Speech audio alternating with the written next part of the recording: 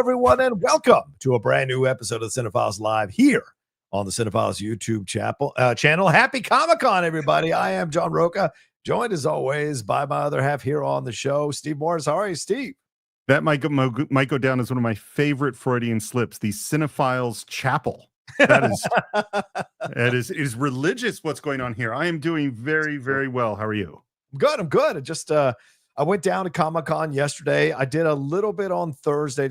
Went saw the buddies and some other friends down for dinner. But then yesterday, got a badge from a friend and walked the floor. And I gotta say, it's an interesting experience, Steve. It's nowhere near as insane or maddening as it has been in the past. And I was able to walk through large sections of the floor in the middle area without having to feel like I'm in some chattel or some a bunch of cows moving forward or steer moving forward. So I was really surprised by that, even though they sold out all the tickets. So it's clear that I think this thing is just about wrapping up. Well, my response to that, strangely enough, is good. Like I think Comic-Con's a great thing. I think Comic-Con is awesome. I think the idea of this place where all these nerds and people who love comics and cosplay and all that stuff can gather is fantastic. Yeah. And in the last 15 years, it has become this corporate other thing. Yes. And I'm not saying that I don't want to have Marvel announcements or DC announcements, but I think it's probably a little bit better if it tones down a couple of steps. Well, it seems like that's the prevailing feeling. And I think the studios sense that as well, which is why like 7 of them didn't come down. And it isn't because they didn't have stuff to distribute, because James Gunn showed up in person, and certainly James could have. I think if they felt more confident with how the movie was going to do, I think they would have had a panel. They would have previewed some Supergirl stuff. They would have got people excited for Clayface. They'd have brought out the Clayface actors, and then, maybe even release the Batman, who is going to be their Batman, if they'd even come close to that, or brought out Matt Reeves to talk about the Batman Part 2. But they hid behind the TV stuff. And James Gunn did show up, though, to take a little bit of a victory lap. But in times past, Steve, there would have been much bigger fanfare. So it's clear that they're sensing that the pie has been divided into so many slices that it no longer is unique to get a slice, I guess. Well, and I also think obviously I am the least hype oriented person there is. Like, I dislike all of it, but hype gets old. You know what I mean? Like what's been happening for so long is that Marvel in particular, but a lot of these properties keep telling you this is really important. This is coming. And when you do that over and over again and the movies disappoint, well, people don't want to listen to you do that at a certain point. Like, burn the fandom. Yeah, exactly. Yeah. That being said, though, as you said, it's like good. Maybe some of this other stuff can now come back to the front, like we've seen with comic books and animated stuff, anime stuff. Certainly a lot of independent artists were there in Artist Alley that I had not seen before. And so there was more opportunities for other things to maybe replace what is not there anymore and get a chance to ply their wares. So no booth I walked by that I can recall did not have somebody standing in front of it, or a bunch of people standing in front of it to talk to the creator or creative, or the people who are representing the creator or the creative there. And I thought that was actually a positive thing to see. It felt more like a marketplace and less like, a stadium with a full Super Bowl stadium or something, Right. Hey, before we get going, and I have to say right away, I am very excited about this live show topic. This is something we started talking about like a month ago, and this has been so much fun. But before that, I actually have a small announcement to make, or it's not small for me, which is that those of you who've listened to the show for a long time have heard for many, many years now that I was writing this book on directing. Yes. And yesterday I wrote the end. Oh, wow. I finished the book. So I've got the denouement is complete, is what you're saying. The denouement. That's what I'm saying. And so I got I got some rewriting to do and some polishing, but I've been working on a long time. I don't think that's going to take very long. And then it's off to hopefully the publisher that I've made contact with. And then there's going to be a book called The Director's Toolbox. Wow. Part 1, Conception. And that hopefully it'll be out there. Are you being influenced by the Lyndon B. Johnson book that books that you've loved? That each of these is going to have a volume? Is that what you're saying? May the success of the Director's Toolbox match Robert Caro's success with LBJ. And maybe people down the line, as I'm working on part 4, which is the last book in the series, which is, I forget what I called it. Anyway, It's about post-production. Right. Maybe I'll be 90 years old and people will be like desperate for me to finish that last book before I pass Ooh, away the way I feel about Robert Caro. So if nice. that's not a bad destiny. Well, from your lips to God's ears, and let's hope so. Let's hope so. Wishing Yeah. you luck. And I know you've been working so hard on that. And I knew you took a break for a little bit from the book, and then now you've come back to it and finished it off. And so that's a lesson too for creatives. Sometimes you do need to take a little bit of a break from all this stuff and kind of clear your mind, and then get back to it with even more motivation and more emphasis to finish it out. So that's great, Steve. So we'll keep tabs on it, right? Because we don't know Yep, absolutely. when it's going to be out. We don't know when you're going to be able to sell it and when it's going to be published, but we'll keep an eye about it. And I'm sure we'll do shorts or whatever when it comes out. That would be a lot of Well, fun. I'm going to be sending you a copy, so you Oh, might be that'd be forced great. to read it. Absolutely. Not forced, want to. Well, yes, great announcement, Steve. Congratulations. That's awesome.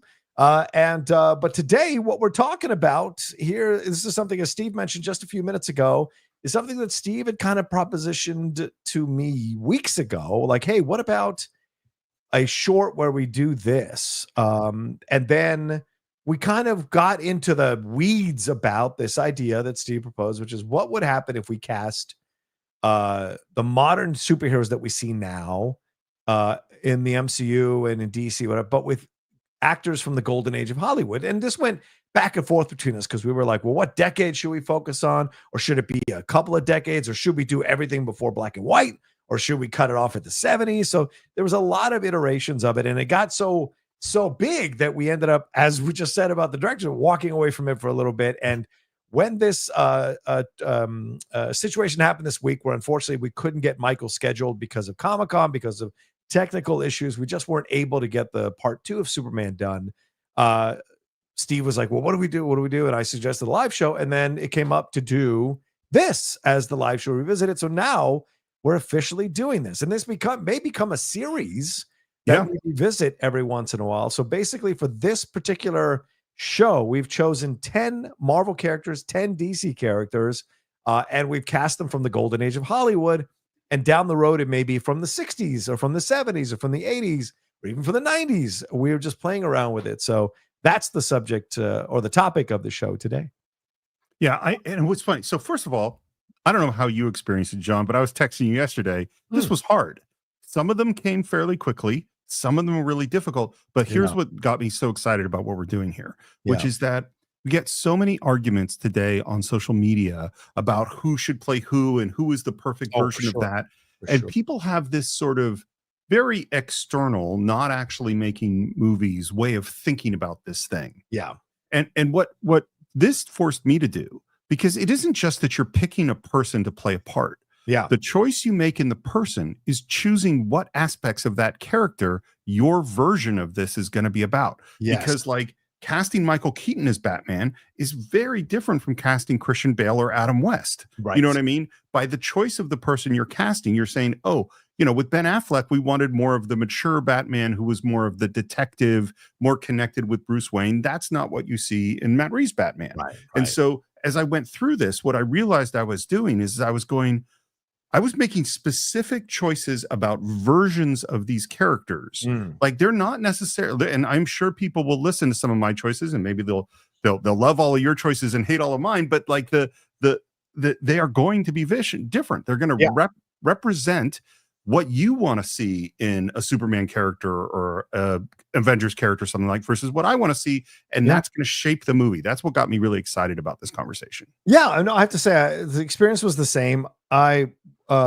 Initially a bunch of names came and I was able to fill out most of the bracket within like 20 minutes.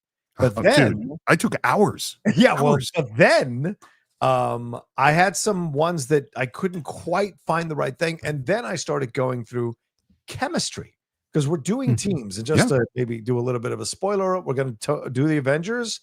We're going to do Fantastic Four. We're going to do the Batman crew of people.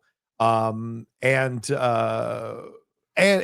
the approach that we're taking here. And so Justice League and some Superman folks. Right. Justice League and Justice League as well. So we're doing that as as the 10 on each side. And so initially I was like, okay, cool. I got to 7 or 8 on both sides pretty quickly. And then as the other 2 or 3 were causing me some issues in terms of where I wanted to place them and does it work? Because I'll tell you this, one of the things that I struggle with was there's not a lot of young people from the golden age of Hollywood that I could easily choose from. There were a lot of older dudes and older Yeah. women, but the young guys was pretty limited. So when you're looking at things like the Human Torch or the Flash, you have to go, well, what age am I looking at this actor from? Right. And so there was a lot of that, and that affected the chemistry. And then as I was looking at it, I'm looking at other ones that I'd left out. I was like, well, that person might be good in this. But then does that change my Superman? Does that change my Captain America? So does that change my Batman? So there was a lot of going through everything that I thought was really exciting and fun. Because I've been a director in theater, so I love casting and I enjoy like finding the right thing for that works for me. As you said, it may not be where we agree on things, but these lists work for us separately. Yeah. Well, and to me, it's like, all of the Snyder versus Gunn arguments is why I disagree with it. Because if you say you want to, you have this vision for Batman, and therefore these are who you're going to cast in those roles. Yeah. My response is, shit, I want to see your vision. Not whether or not it agrees with my vision, because of course it wouldn't. It's not, you and I are not going to agree perfectly. That's why different people make movies different. That's fine, Yeah, agreed. But it was fun. And it was exciting to kind of put these things together. And it, like something we've talked about, Steve, off mic, and you all may not know this, but Steve and I have always talked about it. We got to find our way back to more classic films, doing more classic films on the show. And this was a way to kind of touch base with that again and remember. And what's encouraging is going through some research, is seeing how many of these young writers on websites are going back and writing about classic movies. And that gave me a lot of encouragement, because there is a predominant feeling from a number of people in the space of punditry that I'm currently in, is that anything before 1980 doesn't matter, or anything before 1970 doesn't matter. And it's always frustrating to see that, because to me, there's a recency bias. If you think of film as having been around for a couple of centuries, just focusing on the most recent 2 or 3 decades is recency bias in comparison to how long film has been around. So exactly, I look at that kind of stuff. So so we're excited to jump in. And then another element of this is Steve and I have not told each other our lists. So you will be reacting to our lists as we're reacting to each other, to each other's lists for the first time. So, and we encourage you all to send in your suggestions and your lists. And even if you're listening later or watching this later, put it in the comment section, or send us a tweet, or put it in the Patreon as well. Oh, and we should mention that as well, Steve, the Patreon. Yeah, it's patreon.com/the Cine-Files. And there you can see it right above our heads, right above John's head. And there there are all sorts of benefits, including our advisory board, which we're going to have a meeting with early next week, which we have to actually schedule. That'll be a great time where maybe the topic of conversation will be this topic. So if you join the advisory board right now, you can come to our meeting and actually talk about your picks. I just sprung that on John. I hope that's okay with you. Yeah, totally. But I think it'll be a fun meeting. And then you also can get our shorts as well as ad-free versions of the show. And you can also get ad-free versions of the show and the shorts through Apple Podcasts if you're an Apple person. Yeah. And if you are listening to us on the podcast, another great way to support the show is when you hear the numerous sponsors that sponsor us here on the show, especially things like True Diagnostic, Red Raspberries, a lot of people that are supporting us here on the channel. If those products work for you, please use our code, because two things happen. A, you get a really big discount on those products to try them out. And B, you signal to the clients to keep on sponsoring us here on the show. So we would appreciate that as well. All right, Steve. So dealer's choice, since this was your suggestion, what would you like to start with our casting here on this particular episode of the Cine-Files Live? Well, it seems to me that a little movie called Fantastic Four, which I am seeing tomorrow, I have not seen it yet, is in the theaters right now. So maybe we should start there. Could I ask you, which character of the Fantastic Four do you want to start with? I think we should just start from the top down. We got to start with Mr. Fantastic and then work our way down. Do you want to do the whole team at once or one at a time? Let's do one at a time. Okay. So I will start. Okay. Reed Richards was among the hardest ones to do. Yeah. And I am still not really confident about it. And I went very much against type. Okay. Because obviously Reed Richards is brilliant. He's Yeah. complicated. He's there's also, this is the other thing that's hard, is there's a physical element too. It's like, can you picture the person Reed Richardsing? Yeah. Like the assumption I made with things like The Thing is that we're using modern technology to transform the person. So I didn't worry about so much there. But with Reed Richards, he's got to look like Reed Richards. And I went with arguably among the most urbane characters, very masculine, a little bit distant, a little bit odd. And I went with Clark Gable for playing Reed Richards. Wow. Interesting. With or without the mustache. Without the mustache, exactly. Dashing either way. Interesting. Yeah, I could see that because he's a very restrained actor. He rarely ever kind of loses control. And you have that kind of feeling about Reed Richards, although there has been moments when Reed has kind of gotten a little emotional or angry or explosive in certain ways. So an interesting choice, certainly could fill out the suit. I have Clark for something else on our list, but I think that's a great suggestion. So you can see him playing the scientist. Yeah. What's your Mr. Fantastic? Well, I went with the guy. I mean, because you want to like Reed and you want to feel like he's an everyman. And I think I know where you're going. Yeah. Jimmy Stewart was my choice. Because A, he can radiate the scientist. B, he could have that little, little interaction with Invisible Girl where he's just kind of like consoling her.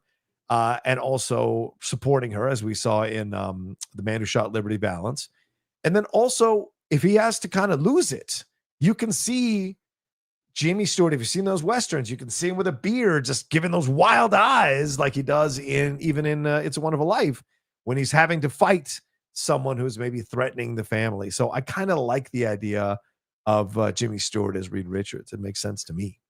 So Jimmy Stewart is, I mean, the guy can do no wrong as far as I'm concerned. He'd make a fantastic Reed Richards. I 100% support your call, but I have used Jimmy Stewart elsewhere.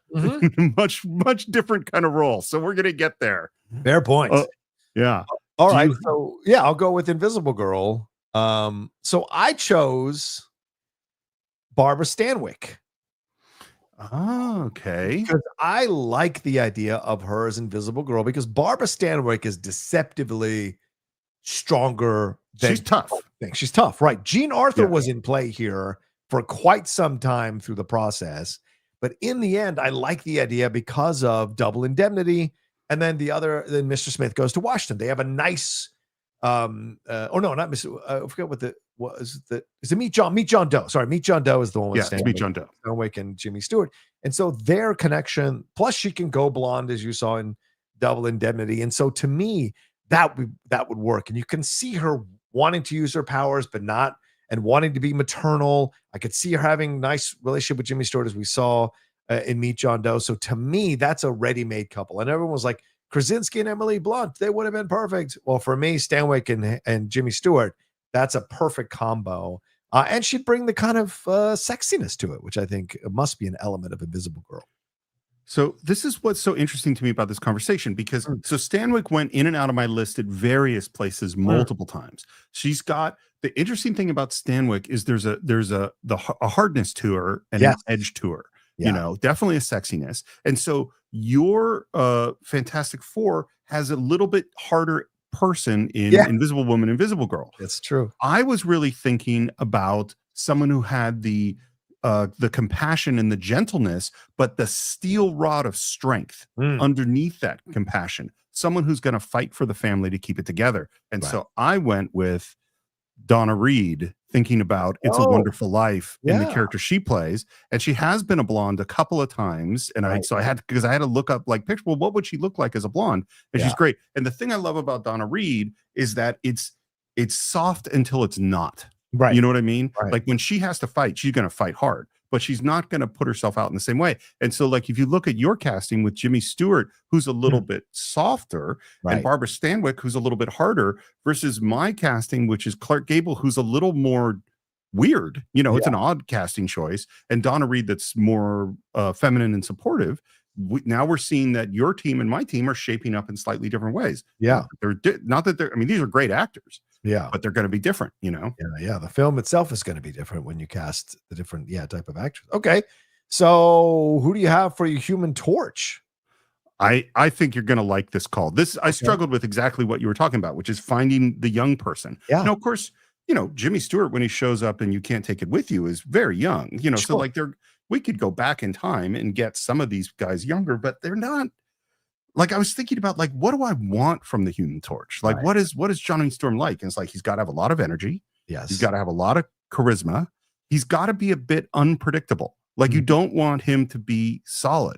And so I went with an actor that I think you love. He's right at the edge of our barrier because he definitely appeared at stuff in the 50s and then he appeared in stuff in the early 60s.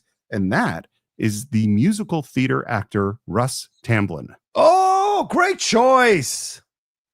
Oh, that's a great choice. Yeah, because he was in Seven Brides, Seven Brothers, and then he Seven was Brides. in black and white stuff too in the 1950s. So yeah, great choice. Oh, that's a nice choice. That name didn't even occur to me when I was looking at the Human Torches. So that's an awesome choice. Yeah, I mean, Russ would, especially if you see him in Seven Brides, Seven Brothers, that's a young kid trying to prove himself, wanting to be seen. And certainly Johnny has that element to him. Plus, he can be quite flirty when he wants to be. And leads the guys in West Side Story. And that's a 1960 film. So yeah, that's right on the barrier of what we were talking about. But it works. I love it. Yeah. So who you got? Yeah. So this is the one I struggled with. And I think what you were saying, Steve, kind of makes me understand why I struggled with it. That I was developing a harder team here than I maybe even knew I was doing. Right. So, well, what kind of Human Torch do I want for this particular version of Fantastic Four? And I went with Montgomery Clift. And it's not who you'd normally think to play a role like this. But I think if you remember him in Nuremberg, then you're doing a disservice to his younger stuff.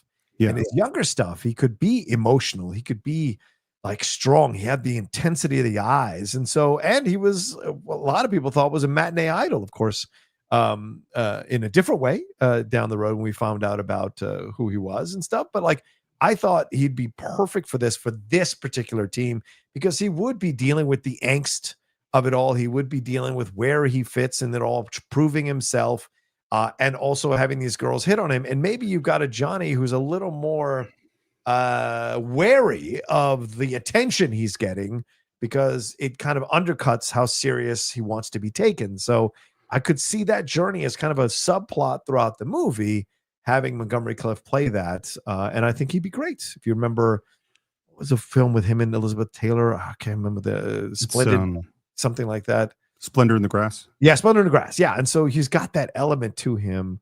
And he's got that sacrifice, like desire to sacrifice for the family.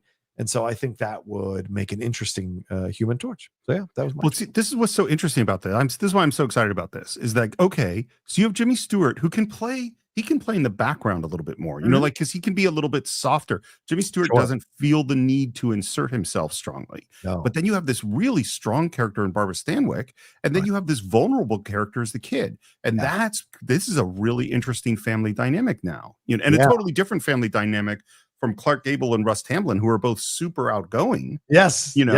And Donna Reed, she's now the one who's a little softer and standing back a little bit. So the dynamic's totally different, Yeah. Good point. Yeah. All right. So who do you have? Oh, wait, is it my turn? Do I go next? It is your turn. Okay. So to round out my Fantastic Four, the Thing was so tough. I mean, there was so many ways you could go with this. But in the end, I was like, again, I guess, Steve, you really kind of nailed it when you were like, well, yours are a little harder. I chose Robert Mitchum for The Thing. It's perfect. Robert Mitchum's great, particularly with your team. Right? Yeah, because he would be the guy who could be best friends with Jimmy Stewart, but then Jimmy Stewart is the one that made him become The Thing. And if you, by accident, so if you go with the angst of it, you could see Robert Mitchum giving him passive aggressive shit, but you could also see Robert Mitchum in those moments, especially if you watch him in those Westerns where he's been a hangdog. You could see him struggling with the fact that he is the Thing. And then when he becomes this rock thing, you could see him going, it's clobbering time. Like just Robert Mitchum having fun with a role like this would be so interesting. And the dichotomy he would have, the back and forth with him and Montgomery Clift could be interesting as well. So for me, I kind of like the idea of Robert Mitchum as the Thing, chemistry-wise with these other three actors. Well, and the thing about Robert Mitchum, he's more, it's not to make the pun, but he is very solid. Mm-hmm. He is straight ahead. He knows who he is. Yeah. And so therefore against Montgomery Clift, because the Johnny Storm Ben Grimm relationship is a key relationship. And so that changes the nature of my relationship. I went in, again, a totally different way. Okay. I was thinking, part of it, I was thinking about class. I think class structure within the Fantastic Four is really important because Ben is he's a street guy, you know, and he has come into a world with Reed, who is a very sophisticated guy. Right. And so, and the other thing about for me, the key to the thing is vulnerability. The key, it's almost the opposite of Robert Mitchum in some ways. Like for me, is like it is his disconnectedness, his feeling apart from things, his feeling different. And since I have these super charismatic guys in Russ Tamblyn and Clark Gable, it's not that this person isn't super charismatic, but I wanted someone from the street, gritty, who can really play vulnerability and strangely can be very funny when he has the right moment. And that, sir, is Humphrey Bogart.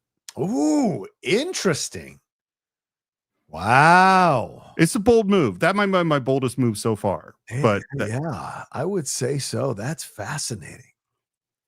It's competent. I just think it would be interesting to see him work with your Reed and how it would work. Yeah, that's fascinating. Especially him and Tamlin could have not so much big brother, little brother, almost kind of father-son type of back and forth, which would be interesting. So yeah. And he could get very frustrated with Tamlin. Yes. Because Tamblin's not always in control, you know, like And then and seeing the Humphrey Bogart thing lose it in an action sequence and go into clobbering time, I kind of want to see. Plus, he'd be by the way, sorry, go ahead. Oh yeah, totally. Sorry, I just saw that KJ in the chat wrote Ernest Borgnine for the thing, which is one I thought about over and over again. I kept going back to it. It totally would work. I see that one too. I see Borgnine more as Mole Man, but okay, I could maybe see him as a thing. Yeah. But no, with Marty, you could see him, right? Because if you remember Marty or in Poseidon Adventure, how he's going after Hackman, that could be the energy you want in the thing. So good suggestion, KJ. Fireside says Humphrey Bogart is a bold move, Cotton. Let's see if it works out. All right, well, let's move on to DC because we did Marvel. We'll go back and forth between Marvel and DC. Let's do you want to do some Superman stuff? Let's do it. All right, it's out in theaters now, just like Fantastic Four. We hope you guys have seen it. If you missed our review, Steve and I did a review of Superman, right? That's up on the Patreon, right? For everybody in the short tier and above, we did a short on it. We will do a Fantastic Four conversation as well once Steve sees it, and that'll be coming up soon. But yes, Superman. So let's start with you, Steve, since we just finished up with me on the thing first. Who is your choice for Superman? Dude, so hard. So hard. And this one, and I'll tell you what, because we talked about it, because we did our part 1 of 78 Superman with Vogel. Yeah. And over again, they said, no, we can't get a known actor. We need an unknown to play Superman. Right. And I really understand why, having tried to figure this out, because there's some characters where I think the physicality matters more or less, you know, like I but Superman's Superman. It's really hard. You can't have a thin blonde Superman. We can't do that. You know, like other ones I was more flexible about. And so it's like, I need a big guy with dark hair. And who'd I go? And there's not that many. Right. And I finally went with, and I feel good about it. And you know what, for this one, I'd have to do a screen test. Okay. I really have, and I'd have to do a screen test both as Superman and as Clark, because this person has to play 2 distinct characters. Right. But I think they could do it. And I'm going with Rock Hudson. Oh, and that's a great choice. Because Rock, you could see him with, his name is Rock, but you could see him with the glasses. Yep. Playing the Clark Kent type of reporter. You could see him kind of trying to figure it out, what's going on. And then, of course, become Superman and have those movies, have the dimple on the chin and the and the tiger. And he's big, beautiful guy. You know? Yeah, that's a great choice. I love it. All right. So then mine, and this is going to be, listen, it's not a cop-out. It's not an easy choice. I went through 4 or 5 different Supermen and changed this over. But in the end, I am a fan of Man of Steel. I like my Superman to be a little more brooding, slightly dangerous, and still sexy and flirty. So this is the greatest comic book hero, arguably, ever created. Sure. So you've got to cast it with the greatest actor, arguably, ever created, and that's Marlon Brando. I knew that. Yeah. So I know I texted you that I had been texting with or talking to Steve Jones about this. Yeah. And this was one we talked about. Yeah. And he was like, look, he already played his dad. And Yes. he looks great, and certainly, mid-50s Brando is a beautiful man. Yeah. I can't get past the voice, honestly. And then one of the great actors of all time. Right. But I can't hear that voice coming out of the guy in the blue suit. He's a fantastic actor. Yeah. I support you. I'm in favor of it. I don't know that I would go that way. Yeah, I mean, for me, it's I think the voice works just fine with how he's going to deliver things, because he's not going to boom it. He's going to be in on the joke a little bit. Truth, justice, and the American way. He would deliver it that way, and it would be more like a commentary about it, which again, I think Man of Steel is a commentary on Superman and the way it's been in the past. And I think that's what I like about the Brando choice. And he's tough and rugged, and he'll fight and do all the things that he needs to do, and can be tender and gentle, as we see him in On the Waterfront. Seen him in other films. He can be quite gentle when he wants to be. And then when he plays Clark Kent, absolutely, with the glasses and the little smirk and the play, he could do these things and hunt down the stories, all of it. You'd have to make the film revolve around him in a way that I don't think any other Superman film has. And so it would have to be everything about him, really. But that's the choice I would make for Superman. And it's ironic because, I mean, obviously he played his dad, and a lot of people he was even sitting with a couple of people at Comic-Con who were criticizing Brando's performance, which I always bristle at when people criticize his performance in the movie, because I'm like, you don't get what he's doing, but whatever. And but I thought this would be the perfect choice for me. So this is my Brando. It is bold, which makes me very curious of who are you pairing with Brando as Lois Lane? Yeah. For this romantic love interest. Who could go toe-to-toe with Brando? Or maybe not romantic. Toe-to-toe with Brando, stand her ground, and put him in his place. Yeah. You can maybe count on one hand from the 1950s actresses, including Bette Davis, who could do that. And I went with Lauren Bacall. Lauren Bacall as Lois Lane, right? I mean, she would be great. Again, there's this kind of sexiness to both of them and their interaction. But you could see Lauren Bacall hunting down a story. You could see Lauren Bacall not taking no for an answer from Barry White. You could see Lauren Bacall calling out Lex Luthor, and you could see Lauren Bacall get a little flirty with Superman and be a little kind of exposed and vulnerable with him. So Brando and Bacall as Superman and Lois Lane, that is my 1-2 punch for this particular section of the DC universe. Yeah. So Lauren Bacall was my second choice for my Lois Lane. So I totally get it. What's really interesting about what you're doing is because Lauren Bacall has such strength to her and solidness that she almost will expose Superman's vulnerability. You know what I mean? Right. Because what we're used to a lot of the time, particularly Margot Kidder, is Lois is brilliant but flighty. And Christopher Reeve as Superman in particular is so solid and contained that the flightiness is comedic against that. But if you had Margot Kidder or a flighty kind of character against Brando, I think you would diffuse the energy of the room. 100%. You know what I mean? Yeah. I don't think that and again, this is why I think this is a really fun thing to do. Yeah. Because this is what directing is it's not about people, this idea of we're just looking for the best actor. You're not. You're looking for the right actor that is right with the other actors. For your vision. Right, exactly. For your particular vision. The scene, let's take the scene in 1978 Superman when he catches the helicopter and Margot's like, you got me. Who's got you? Imagine Lauren Bacall delivering that line without that panic mania. There'd be no panic. And there'd be no panic, right? It's like, you got me. Who's got you? Who's got you? And there's that different tone to it. And then he gives her a little smirk and they fly up to the top of the thing. So there would be a confidence to what they're confronting as well, which I think would be a nice element of my particular approach to Superman and Lois. What have you got for Lois Lane? I've got someone I know you adore who you've already mentioned in the course of this podcast, and that is Jean Arthur. Oh, great choice. Love it. She was in contention. Love it. Yeah. I mean, and again, you need someone who can play comedy. Jean Arthur is great. You need someone with tremendous steel. They have to do it. And I think the thing to me, and I think in the best Lois Lanes we've seen it, is Lois Lane is a character. You know what I mean? And I don't mean that she's a character in a movie. I mean that when you walk into a room with Lois Lane, you know that Lois Lane is there. Lois Lane's going to do what she's going to do. And I think Jean Arthur can pull that off. But I wouldn't put her against Marlon Brando. I can't put Jean Arthur against Marlon Brando. I don't think that's going to work.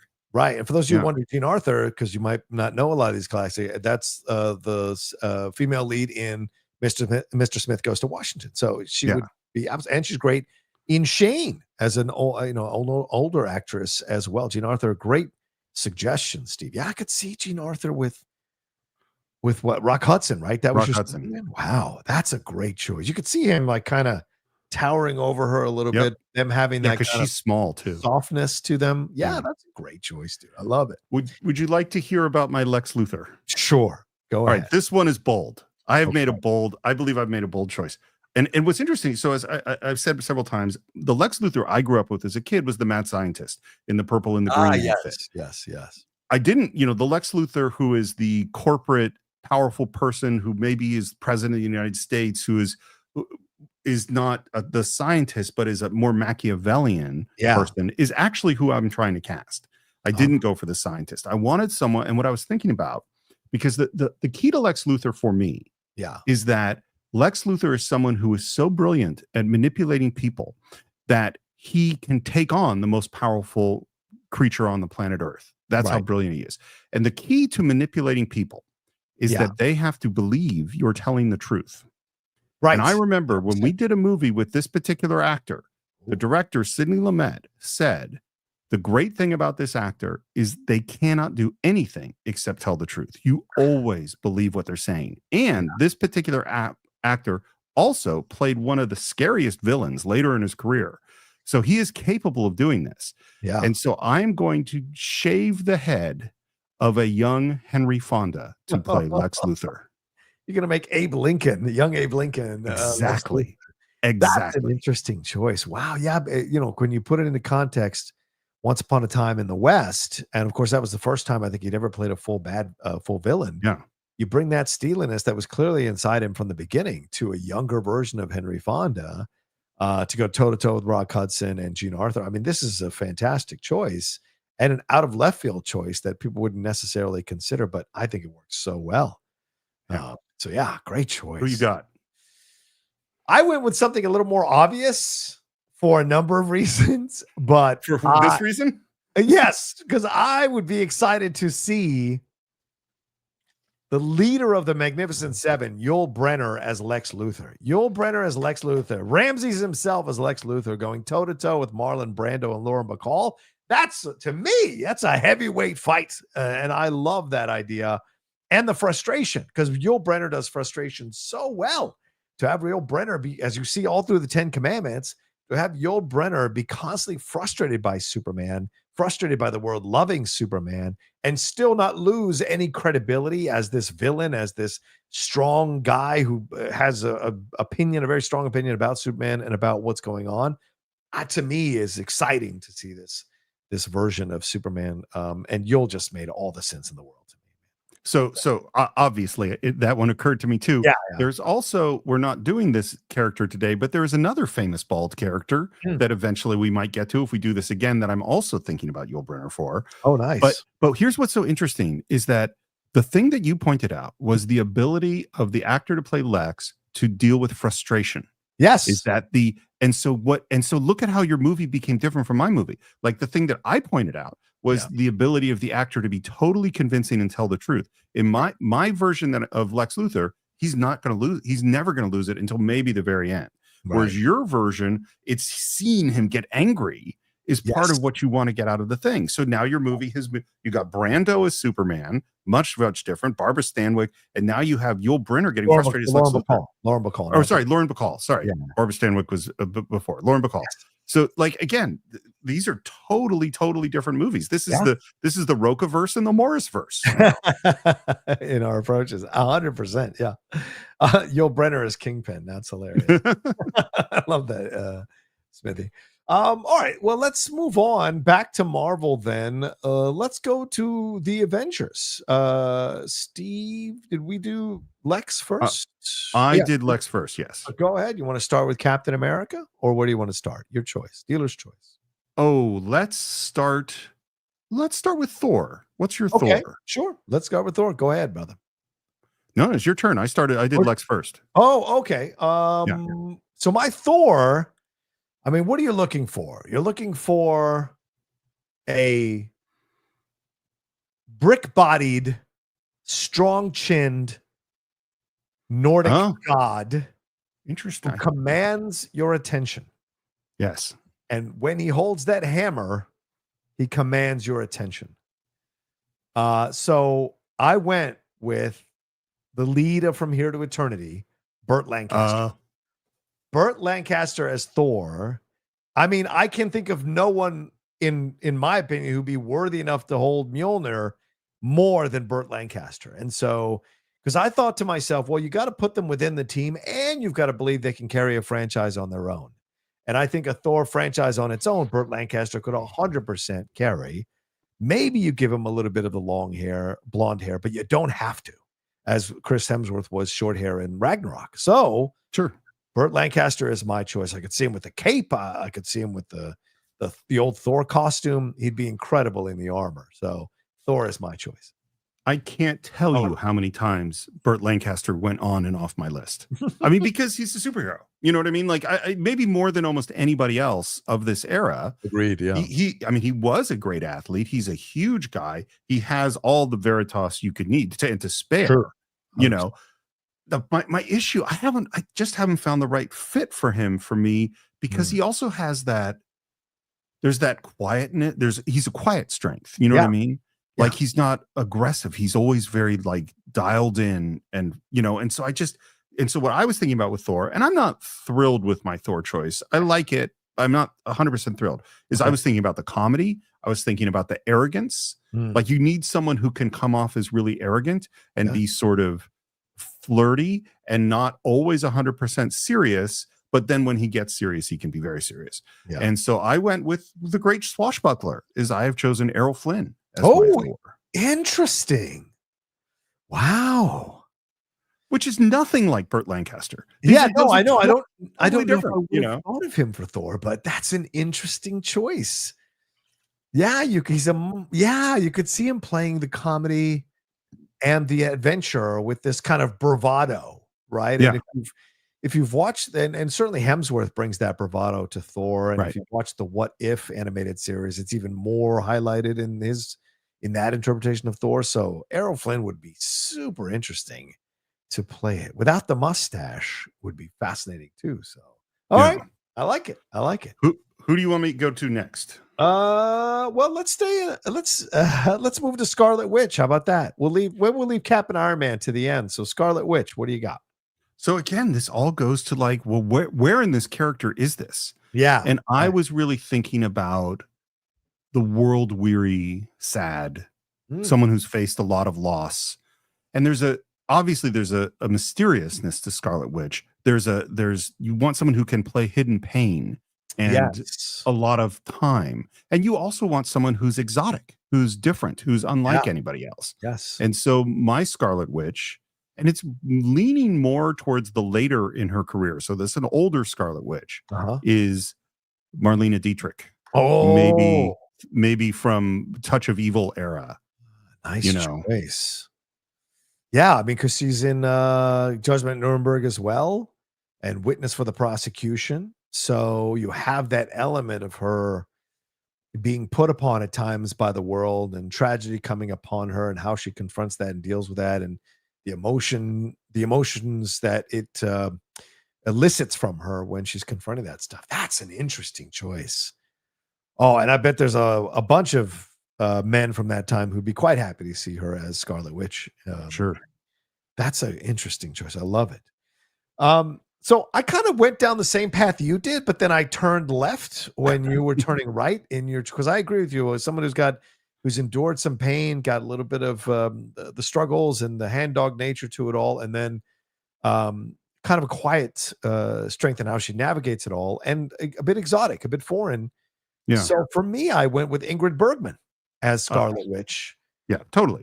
Because of her power and the way she has that tenderness to her, but then she has that steel when she needs to have that steel, as you've seen in numerous movies with her, which of course Isabella Rossellini has that as well as her daughter. And so I thought she would be the right choice to. And again, an Ingrid Bergman led Ingrid Bergman led Scarlet Witch series would 100% work. So I think that's what kind of connected me to her, is that mixture of vulnerability and steel when necessary, and carrying the audience along with her because she can deliver really complex performance as Scarlet Witch, which I think that role demands. The great thing about Bergman is that there's always something going on behind her eyes. Yes. You know, and that's something you definitely want with Scarlet Witch. Yeah. This is the one where we decided to do it, and honestly, the casting pool is very, very small. Yeah. So, John, how would you cast Black Panther? Black Panther is, I mean, I'll tell you how small the cast is. When I was talking it over with the Lady Outlaw, she said within seconds, she said the choice. And I was like, yeah, that's how obvious it is. You'd have to go with Sidney Poitier. I mean, there's no one else to radiate this proud blackness, this proud this proud African character than Sidney Poitier, in my opinion, in what he radiates. And you think of the films he was in before, The Man Who Came to Dinner, and the other ones. Guess Who's Coming to Dinner, and the other films. I mean, look at Lilies of the Field. You look at the one with Tony Curtis. You look at the films he did before, In the Heat of the Night. There is that element of strength and power and respect and nobility to him, and that's one of the reasons why he endures for so many people who watched movies from that era, because he had that kind of strength to him naturally. And so I think him as T'Challa would be amazing. I mean, I knew we were going to pick the same guy. It's pretty much a no-brainer. The other two guys, and I actually think both of these guys would be great, are the names just literally Harry Belafonte and Paul Robeson. Oh, yeah. Paul Robeson, yeah. And I actually think both of them would be great as Black Panther. But Sidney Poitier is a king. He walks like a king, you know? He is so royal. And it's like he was waiting his whole career to play Black Panther. Of course he has to play Black Panther. Come on. You got to let me run the country, man. You can just see how he would do things.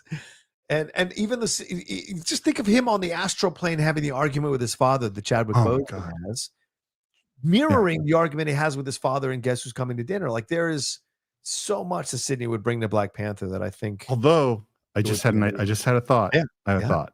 I'm sticking with Sidney Poitier. That's the right casting choice. But Harry Belafonte as T'Challa and Sidney Poitier as Killmonger is an interesting movie.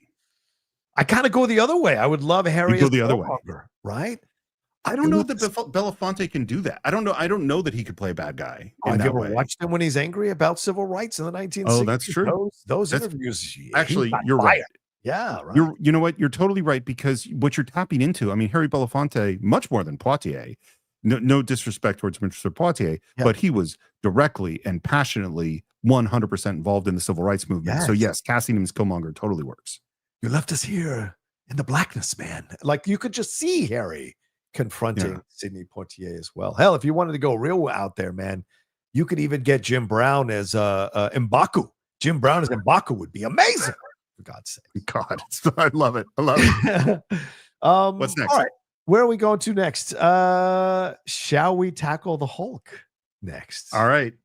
This is my favorite bit of casting. Okay, go ahead. So here's what I'm thinking. Yes. For me, this goes to, well, what do you want from the Hulk? What I want from the Hulk, first off, is vulnerability. Is you need someone that you can really care about. Someone that you can genuinely really love. But you also need someone who can show real pain, like have real difficult angst underneath a lovable quality. And you need someone who's actually capable of being scary. Yeah. I wanted someone that you could go as far, because it's about a transformation. Right. And it's about a transformation where both elements of the character are alive and real in the same person. Yes. And so I am going for the very first person I think you mentioned, which is Jimmy Stewart is playing my Bruce Banner. Wow. Don't make me angry. Oh, I could see that. I hadn't even considered him for Hulk, but that is so right, because he like, leave me alone, leave me in my lab, don't bother me. Yep. Him trying to hunt down and find out like how to cure himself. And the guilt he feels over his actions, and then the rage, because just like you were saying, when you were Yes. talking about his ability to play a villain and be scary, I was like, oh yeah, I know. I'm thinking about that. His wild eyes. Yeah, Yeah. absolutely. You could see Those, like just yeah. turning green and that. Turning those blue eyes turning green. That would be so Yeah. cool. That's amazing. Oh God, that's a great choice. I hadn't even thought about that one. So for me, I went with someone. I think I went the opposite, which is way in that you did, Steve. I went with someone who could play big and Right. could be scary as the Hulk. But when he's Bruce Banner, he has that quietness to him, not timidity, not timid, but quietness to him. I like a Bruce Banner that has a little bit more of the how can I say this? The fierce desire to be distant from people because Sure. of how dangerous he can be. So this is out of left field, but I Alrighty. couldn't resist putting him on the list, and I thought he fit perfectly here. And that's Orson Welles. And So Orson let Welles, me, can I ask this yeah, question? yeah. What age? What age is Orson? Oh, And this honestly, how fat is he? this is Citizen Kane Orson Welles. This is Citizen like Kane Orson. right at the beginning. This is not Harry Lime Orson Welles. This is right at the beginning, the earnestness. And then you see how Charles Foster Kane changes throughout the movie. You could see the transformation. And what did Orson always love to do is put on fake noses, put on fake stuff because he wanted to hide himself from the world. He was ashamed of how he looked. And so he liked to hide away in these characters. So putting him in a green outfit, putting him in the green makeup, I think he'd be an incredible Hulk. And I do think he'd be a fascinating Bruce Banner because he'd be the kind of guy who is a battering ram of trying to find the truth. But also, when he can't find the truth, there's a frustration. Remember the scene in Kane when he cuts off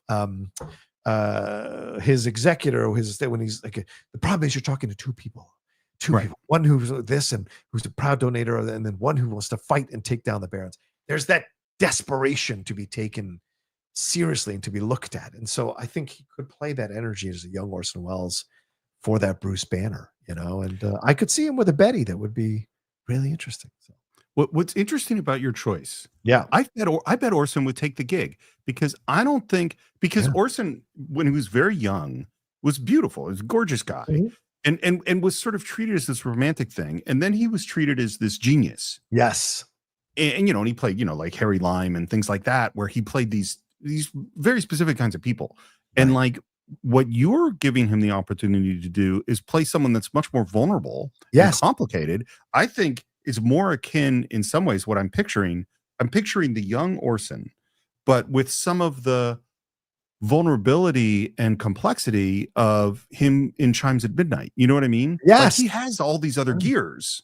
Right. And also, of course, the first thing that popped to my mind when you said Orson is him wrecking Susan's room at the end of Kane. Right. Like that physicality in the Hulk, the awkward, uncontrolled anger that he has. That would be interesting. Or even the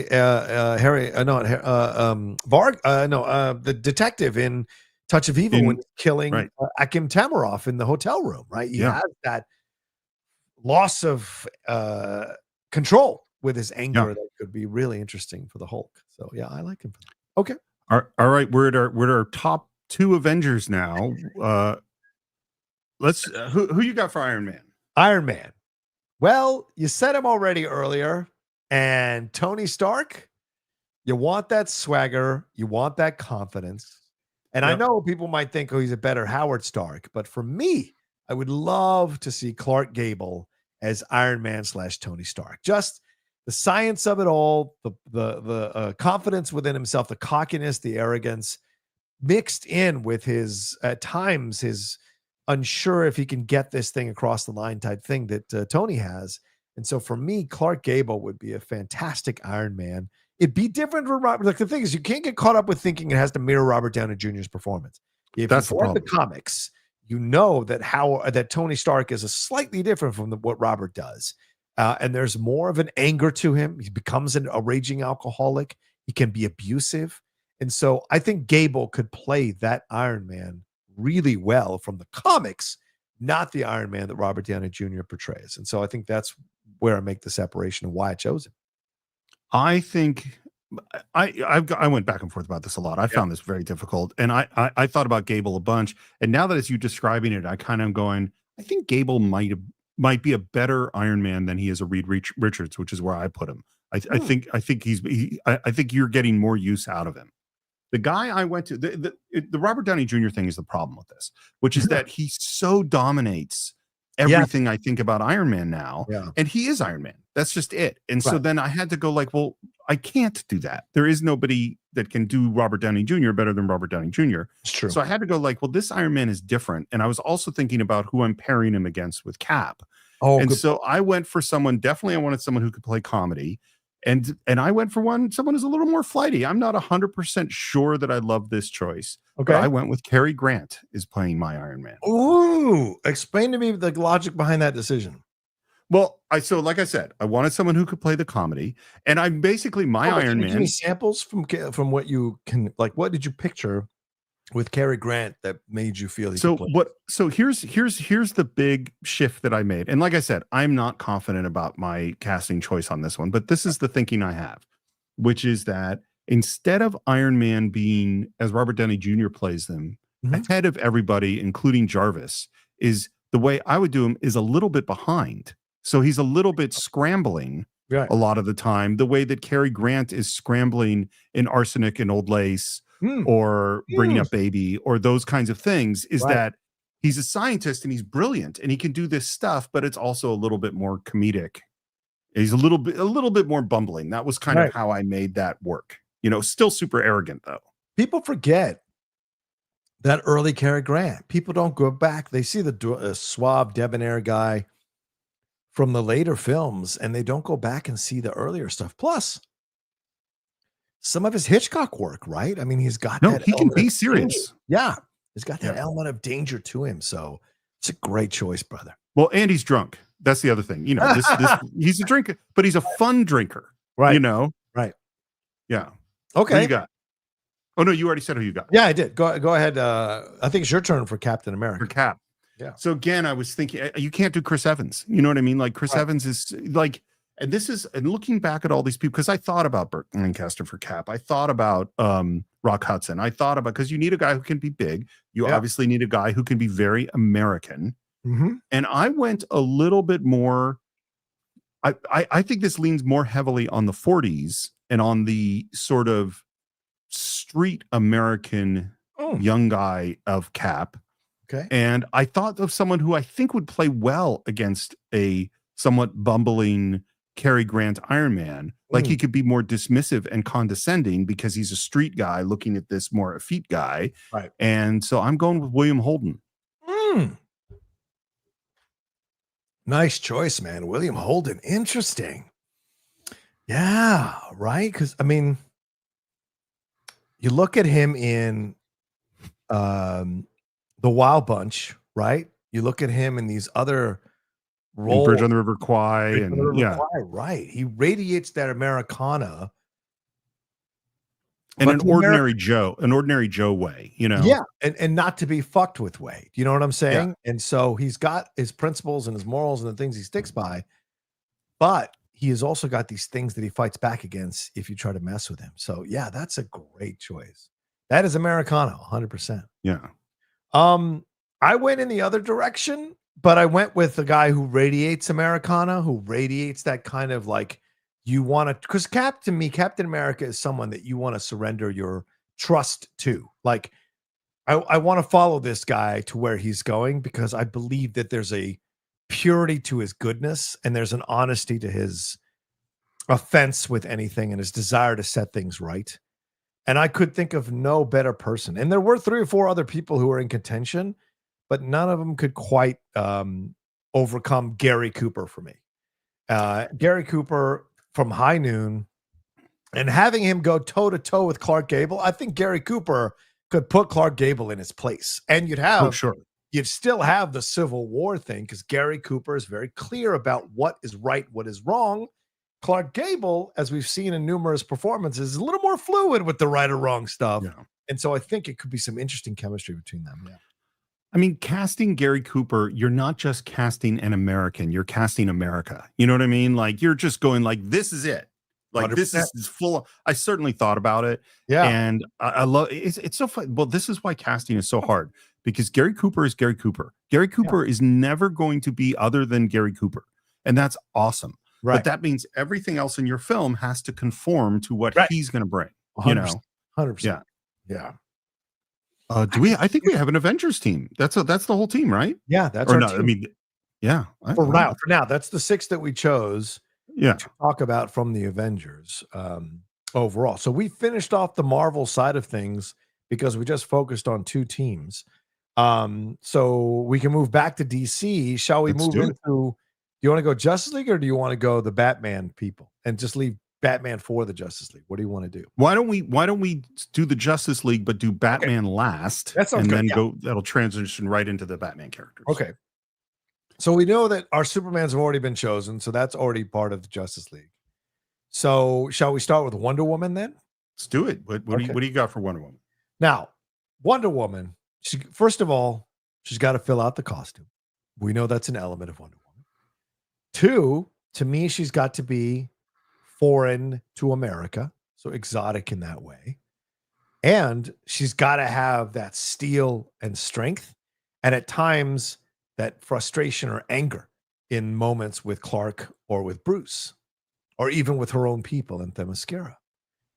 So I thought to myself, who could be perfect and who would be a great actress and who was also a pinup? And I went with Sophia Loren. Sophia Loren is my Wonder Woman. Totally didn't expect that one. It was a lot of these, like when you started talking about Cap, I went, oh, I know he's going to do Gary Cooper. Didn't expect this at all.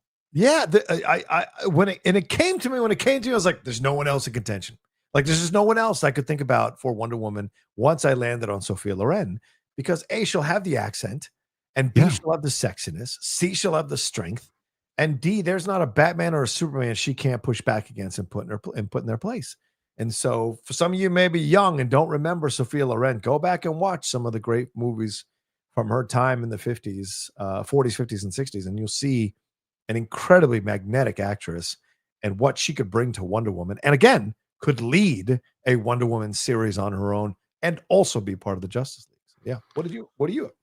So I think my choice can work, but I think your choice, the moment she walks on screen, she's Wonder Woman. Like what's so great, and it's particularly the exoticness. Yes. The differentness. Because Wonder Woman, what you really is, obviously Sophia Loren is incredibly sexy, incredibly beautiful, but then there's also a kind of unknowable exotic quality to her. Yeah. Yes. That I think, so when she shows up, she feels like someone that was raised on an island of Amazons and is just really different, Right.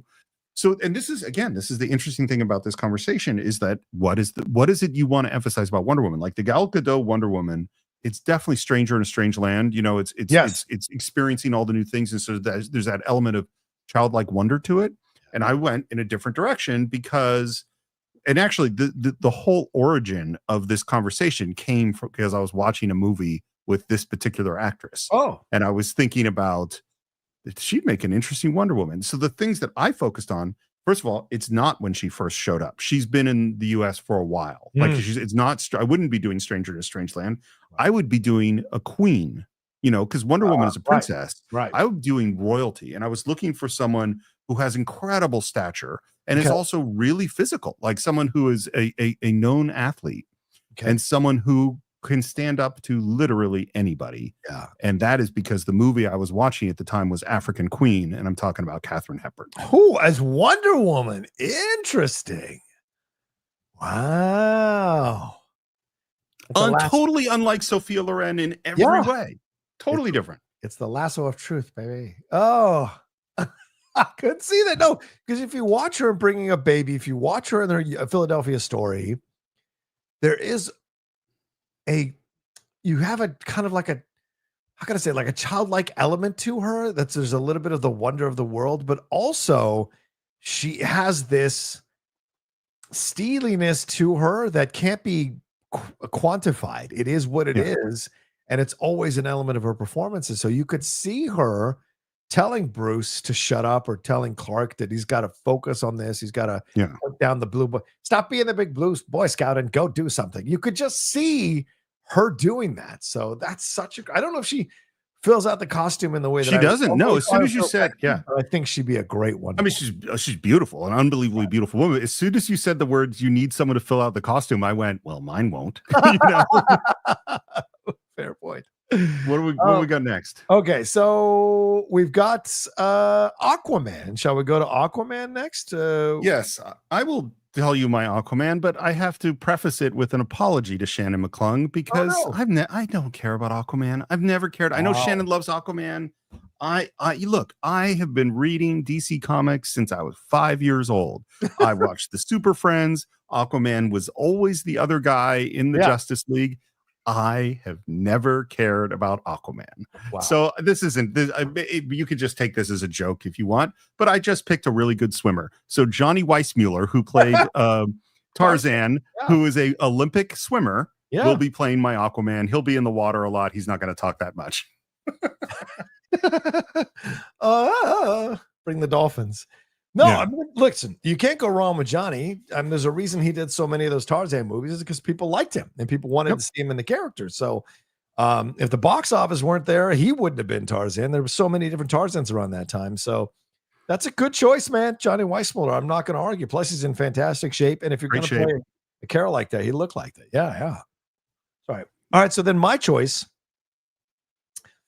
is someone who you might not think about for something like this, but I wanted someone who was a really good second banana or third banana and can still keep his position on screen. And this is what I'm not thinking about to lead a series on his own because I know the people love the Aquaman series, but that's Momoa. So I went with Van Johnson for Aquaman. You described it perfectly. A second banana who's fine when he shows up, but doesn't draw too much attention away. Yeah. Right. If you guys have seen Brigadoon or you've seen him in a number of other movies, he is a guy who can command the screen without needing to be the center of the screen. And I think Aquaman could do that. And he could be put upon at times and be a bit bumbling and all of that, and it would work. So I like Van Johnson as an actor. I've always felt he never gets the credit he deserves. And whenever he pops up in an old movie I'm watching, I'm always happy to see him. And people speak about him with such reverence from that time. If you watch interviews or read interviews of people from that time. So I think he'd be a great Aquaman, and he wouldn't take it seriously. Like he would do his thing and wouldn't be all like, well, how much am I on the screen? How many pages, how many lines? He would just deliver his thing and roll on home to the cantina. And so I think Van Johnson. He would just swim off into the distance. He would, with the dolphins. my favorite thing about your pick is that I really don't care about Aquaman.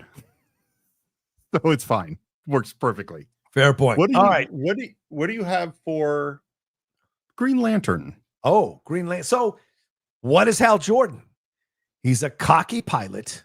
Yes. Who gets into a situation and then has to learn how to take care of the world when he thought he was above the world.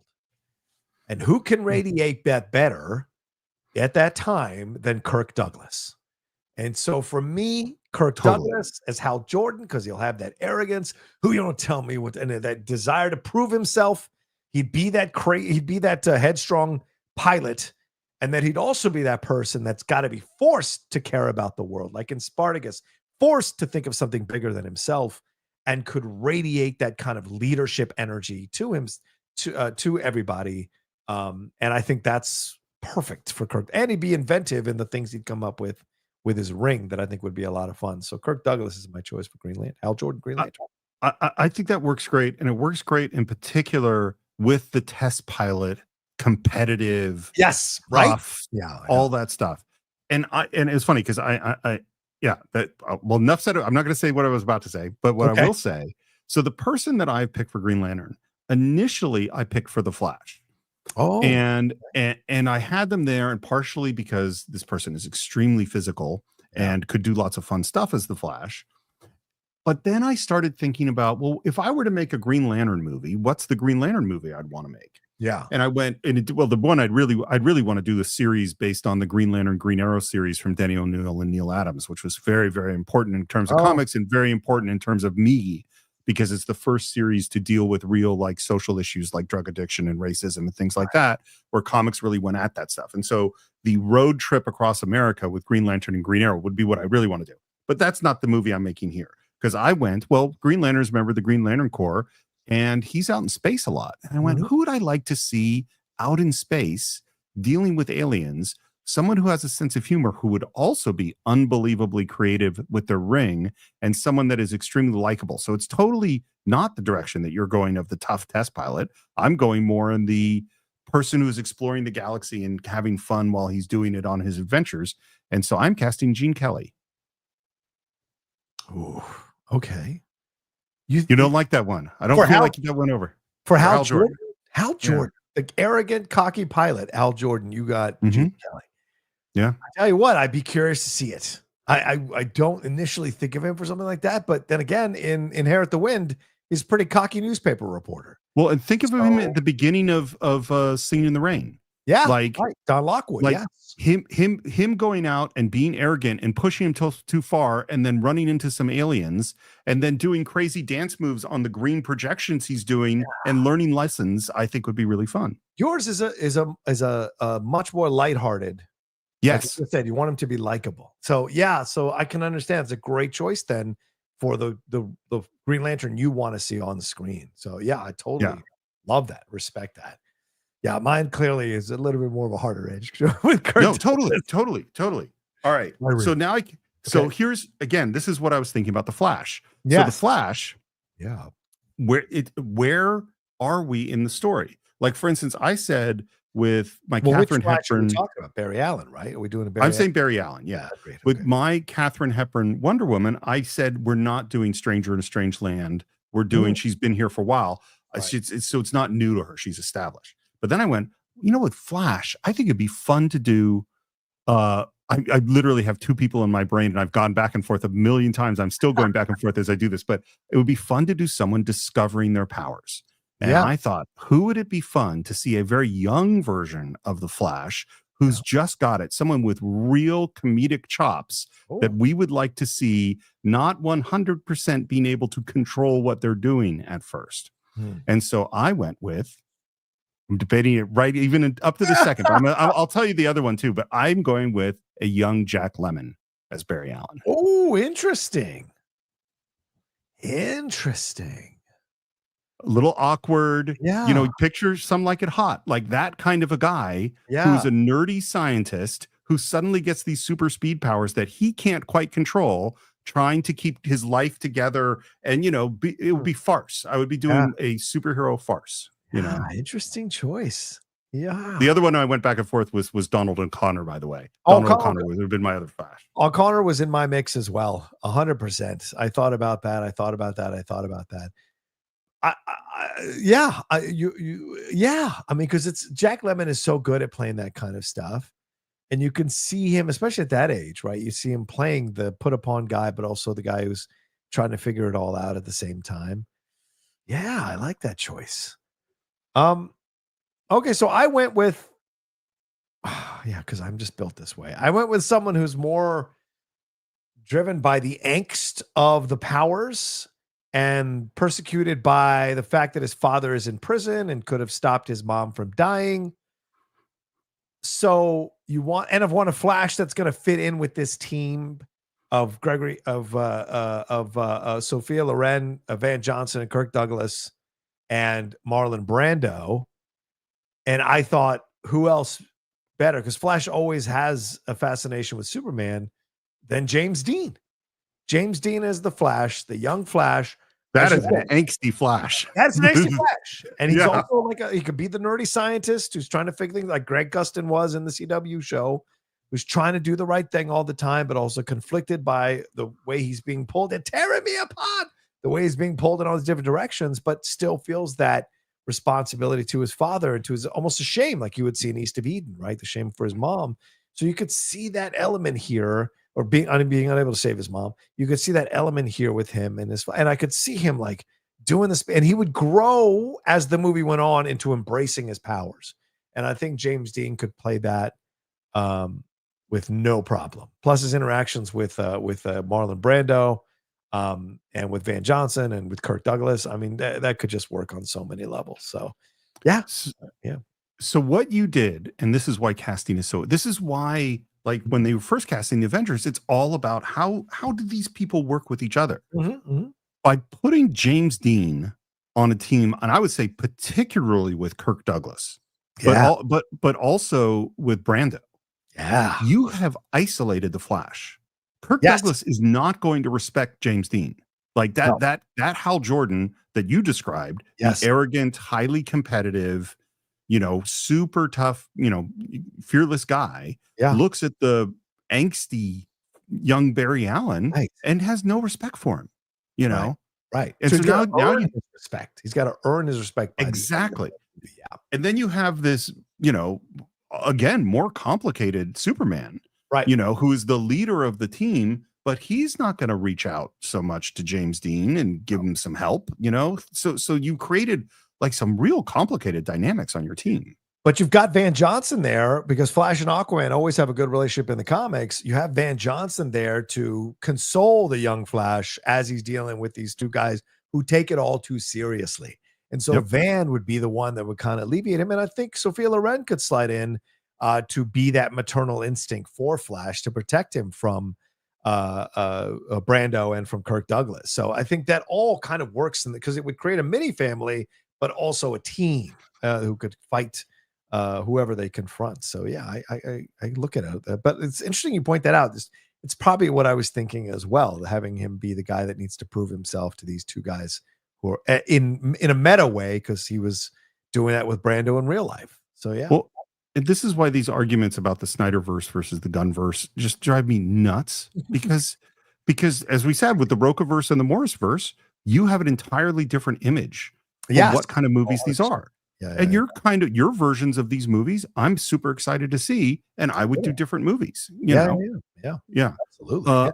I believe we're on to the Cape Crusader, and I might have caught a hint at who you might be going with. I'm not sure. So we'll see. We're doing Batman, and then we've got two other ones after Batman, and we're going to surprise you guys with those two other characters. But yeah, so. Shit, I did tell on myself, didn't I? Most people mostly didn't pick it up. I probably hopefully. So is it my turn? Is it my turn to go first? It's your turn. Okay, so for Batman, what do you need? You need someone who is brooding. You need someone who can play the playboy, and you need someone who can handle any situation he comes across and be good at troubleshooting it. And I thought to myself, well, who better than a man who has shown that he's got quite a lot of tools in his toolbox, deceptively more than you think, and can deliver as a rich playboy and deliver as the Batman and scare the shit out of criminals with a cape and a cowl with just his regular voice, let alone a put-upon voice. And so I went with Gregory Peck as my choice for Batman, because I know it's not necessarily the obvious choice, but I kind of kept coming back to him and just the way he would deliver certain lines. And even with Catwoman, the poor deluded child, just the way he would deliver those lines from even the cheesy Batman stuff from Adam West, I think Gregory Peck could give him more dimension. And I'm just a big fan of Big Country recently. I've seen it now 4 or 5 times over the last year, and I just kind of love what he does with that. So bringing that energy to Batman would be great. So first of all, as the most famous graduate of the UC Berkeley Department of Dramatic Art, my alma mater, I am a big fan of Gregory Peck. Yeah. I walked the same boards, acted on a stage that Gregory Peck acted on.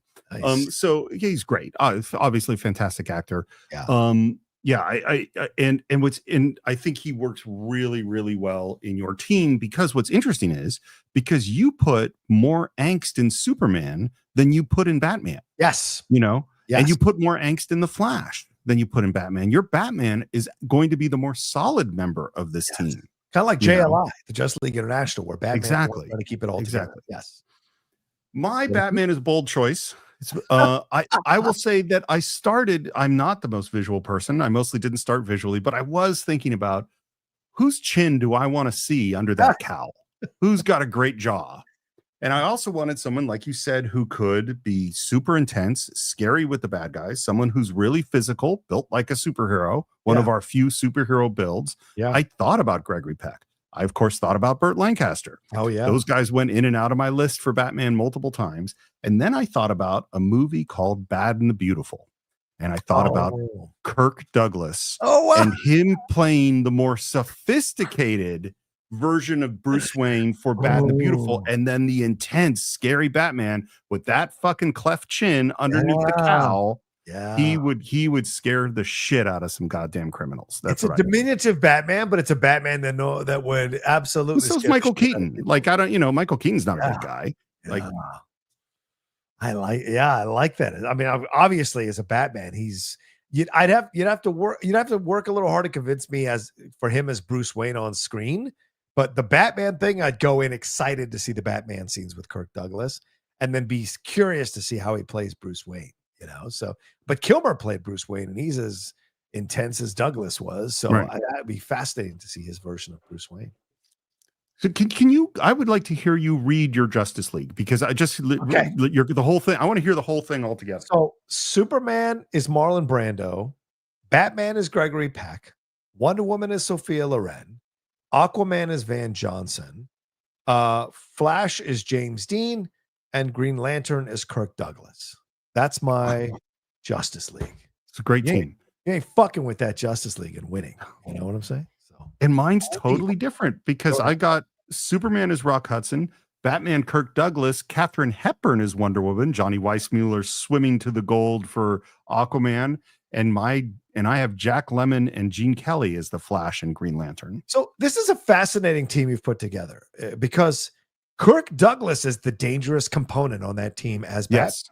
So it's a different, right? You were saying my Batman is going to be a little bit more of a caretaker of the team. Right. Your Batman is going to be much more of the the explosive element on the team that will be pushing them to confront certain things they don't want to confront, but could also go off a little half-cocked, and you have to kind of clean up his mess. So that's a fascinatingly interesting team. Right. Douglas.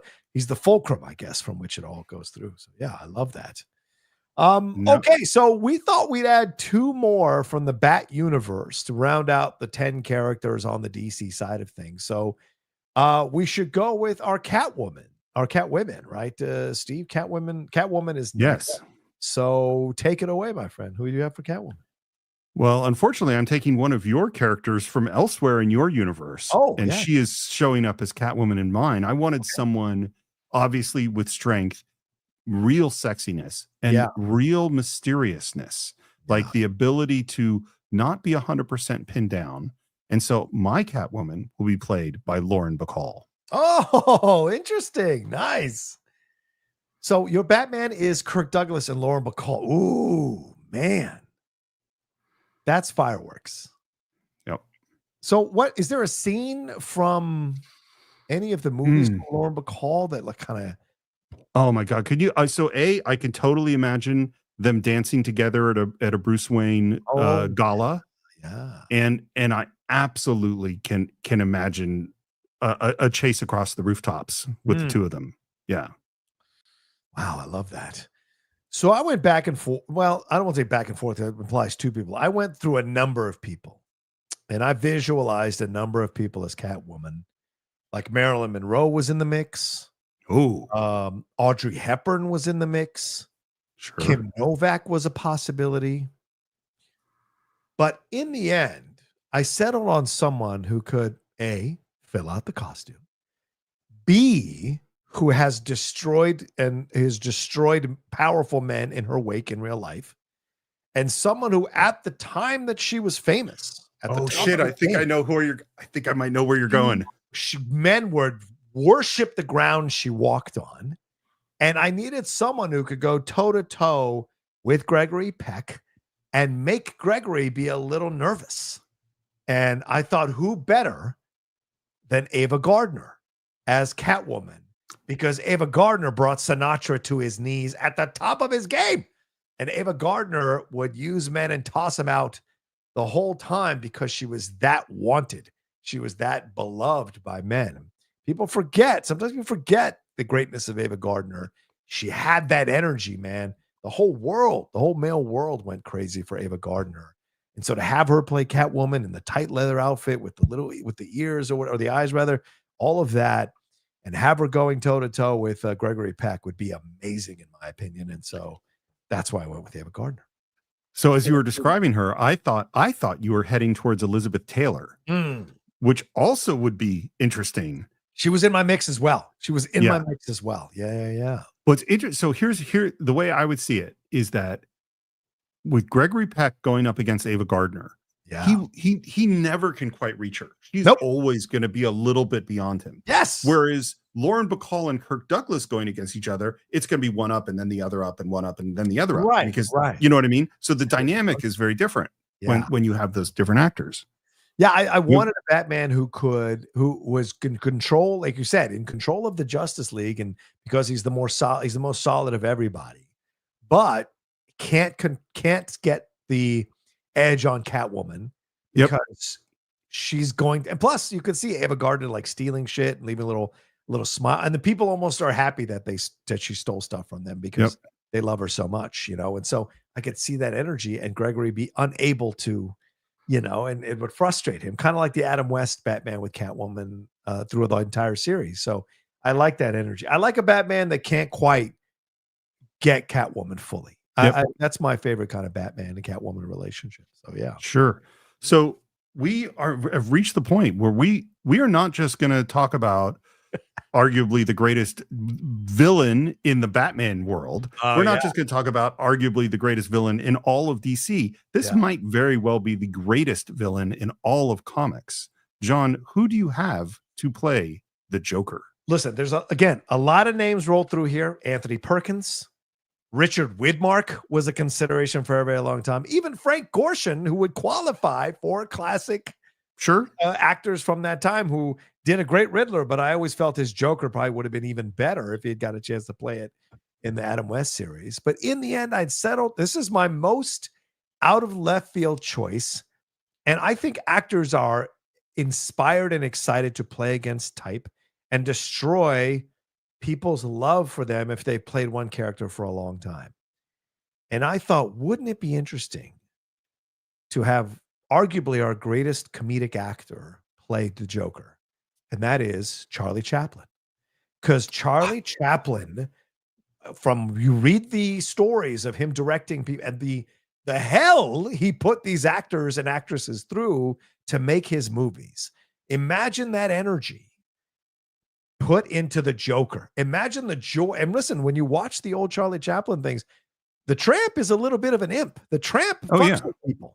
And so to see that element of Charlie Chaplin in the Joker, cackling as he gets away with it again, much to Gregory Peck's chagrin, I think would be amazing. And I think Charlie could go toe-to-toe with Ava Gardner, no problem.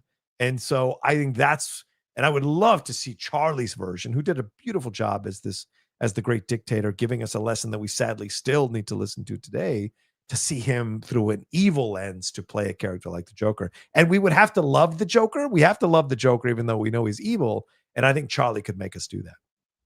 So I know I've talked to you about this before. I don't know if I've ever mentioned on this show. I've been thinking a lot about the idea that part of what you do as an artist or in a lot of things is that you are essentially imagining in the future. Yes. Which is you go like as we've plugged in different actors to play different roles, the movie that I pictured changes, to adjust to the new person. Sure. And I'm going, if you cast a specific actor with a specific set of skills, well, I want to take advantage of their skills. So if I cast a young Jackie Chan in a movie, it would be a crime not to have him do a fight scene. Yeah. That would be ridiculous. True. Charlie Chaplin is among the most inventive visual actors, comedians of all time. And so now I'm picturing, well, what are the Joker's heists like when they're in the Charlie Chaplin world? Yeah. Like when Charlie Chaplin plans a heist, what would that look like? And it would be amazing. It would be it would be unlike when you first said it. I was like, huh? What? But then as I thought about it, I was like, well, this would be, there have been many different Jokers that are very, very different. Yeah. And this would be an entirely different Joker. Well, because Charlie really cool. Yeah, Charlie had that anger, right? And we saw, if you watch the Chaplin movie and you read his story, like there is that hungry desire to get to where he wanted to get to, but there was also that anger and judgment at people, and he spoke out politically. So to see him turned in a certain direction and use all of that energy to be the Joker, I think would be extremely fascinating to see. I'm not saying he could succeed at it. I'm saying, although I would bet he would, I'm saying it would be fascinating to see what he would do. Yeah. Well, and you're going more towards the Clockwork Brilliant Joker, I would think. Right. Yes. 100%. Yeah. 100%. Rather than the angsty Joker. Yes. You know, Yes. I, my friend, am going more towards the angsty Joker Okay. because I am casting your Flash as my Joker. James Dean will be playing the Joker. James Dean is the Joker. Wow. I think that's and you picture him in the Heath Ledger makeup and outfit. And someone, I mean, he would be really fucking scary. Dude. Like James Dean could be terrifying. Yeah. Never even occurred to me, but if you look at him in scenes in Rebel Without a Cause, in Giant when he's Jet, and he's the angry Jet, the drunk bitter Jet, even the Jet that comes up and confronts Rock Hudson at the house for Elizabeth Taylor and stuff, and gets punched and punches him in the stomach. That could be an interesting Joker. Well, and if you go, like, in my mind, it's like, so what is that if you're a person who, whatever trauma he's been through, which we would never know, is he just wants to destroy the world. He wants to tear down the world and everything in it. And that's what he's doing. And so he would be unpredictable and scary and emotional and rash and all over the place. And you could almost hear the cackle as he gets away with it. Yeah. You know? Yeah. Yeah. Oh, that's an interesting choice. James Dean. I love it. Yeah, Don, you took the words out of my mouth. Yeah, exactly. Mind blown. Yeah, 100%. Awesome. Okay, well, there you go. That's our 10 Marvel superheroes and 9 DC heroes and 1 villain. 10 characters from the DC universe. Catwoman's half and half. Oh, that's fair point. Yeah. 8.5. There we go. 8.5 heroes and 1.5 villains. Right. On the DC side of things. So we hope you enjoyed our lists. We would love to hear what you all think.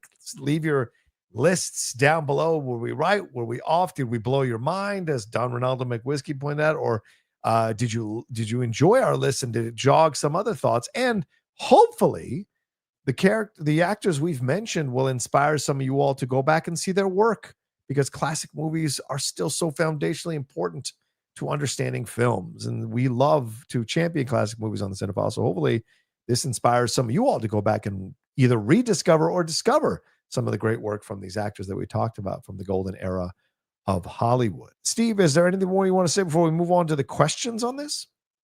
Yes, this was really fun. Yeah. I liked it. I don't know, how other people are going to respond to it, but I already have 2 other Marvel characters that I have cast that aren't on the list. So I am ready to do the X-Men. I'm ready. You know, it's really fun to me because I was thinking about is like Uncle Ben would be a great character to cast. Jonathan Kent would be a great character to cast. Yeah. Amanda Waller would be a great character. Like there are a whole bunch of characters that are the supporting characters in Marvel and DC that they're all these amazing character actors that we could talk about. So this, as a game that you and I can play, I would do this every few months forever if people enjoy it and people respond to it, because I had a great time. That would, ditto. That would be a lot of fun. So we will revisit this. We wanted to see how it would go, and I'm with Steve as well. I enjoyed this. So this would be a lot of fun down the road when we turn it into a series and we revisit it, kind of like the FMK that we do every few weeks. It'd be fun to do this every few months as well as a live show. So look forward to it happening again. And as I said, please send in your lists, send in your question, or send in your thoughts on our lists as well when you get a chance to hear this. All right, shall we move on to the questions, Steve? Yes, sir. Let's do it. Carlton Runner says, London calling. What's up, Carlton? Orson Welles for Thanos. Woo, baby. Betty Davis for Hela. Fasten your seatbelt, Thor. It's going to be a bumpy night. And James Cagney is Rocket Raccoon. I mean, I have no notes. That's great. Yeah, that's what I think too. No notes. But Orson would have so much fun as Thanos. He would be amazing. Yeah. Betty Davis is perfect. And yeah, I'm with it. Like, I think if I racked my brain, I could come up with some other Rocket Raccoons who would be great. But Cagney's perfect. He worked. I like Cagney. Maybe even Paul Mooney could be a Rocket Raccoon, like a city Rocket Raccoon. Hela, I mean, Barbara Stanwyck would be a great Hela as well. I kind of love that for her. But Betty Davis is an interesting Hela for sure. Great choices, Carlton. Thank you. JMB says, you guys are the best. Thank you, JMB. Thank you very much. KJ says, in the 1970s, were you more disappointed in the casting of Reb Brown as Captain America or Nicholas Hammond as Spider-Man? Nicholas Hammond, that's the Spider-Man TV show? Yeah. Yeah, Yeah. for the 1970s. So I wasn't disappointed at all. I was 9. There was a superhero on TV. I was thrilled. When I've gone back in time and Yeah. looked at those things, they're horrible. So Yeah. they're awful shows. But for a little kid who loved comic books, it was great. Yeah, I have to agree. I think Nicholas Hammond as Spider-Man was great. In fact, it was the combination of reading the comic books at a young age and seeing him as Nicholas Hammond, plus that theme song that for the animated one that made me fall in love with Spider-Man. So that to me is Nicholas Hammond I'll always love. Reb Brown as Captain America. Yeah, I agree. Not my favorite. I like Reb. I enjoyed him in Fast Break, that great Gabriel Kaplan basketball movie that is a closet favorite of mine. And I just like him as an actor for what he was able to do when he was allowed to do what he did. But he was not Captain America. So yeah, if I was going to choose between the two, yes, I was disappointed in that casting. So if we're talking about the 70s superheroes, I think we have to give honorable the truly great casting. In addition to Linda Carter, obviously, is Wonder Woman. Yes. Unbelievably great casting. And Bill Bixby is Dr. David Bruce Banner. And can I tell you so I had the Mad magazine of the Hulk TV show, and I can so remember a joke, because the joke is it's David Bruce Banner, and they say, why did they change his name to David? And it's like there's in the joke in the Mad magazine, there's like an executive saying, well, we thought Bruce sounded a little bit gay. And then and then the next panel in the Mad magazine was Bruce Jenner wins the decathlon. It's just literally a joke from a Mad magazine I read in 1977 or something that I have never forgotten. That's hilarious. Scal Scalisi says, a DC character, but I always thought Patrick Swayze as Jonah Hex would have been amazing.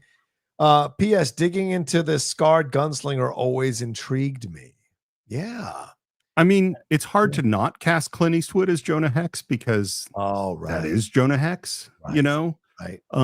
Yeah, I don't know. I don't know that's where I put Patrick Swayze. I think we could do I mean, look wise, he would pull it off.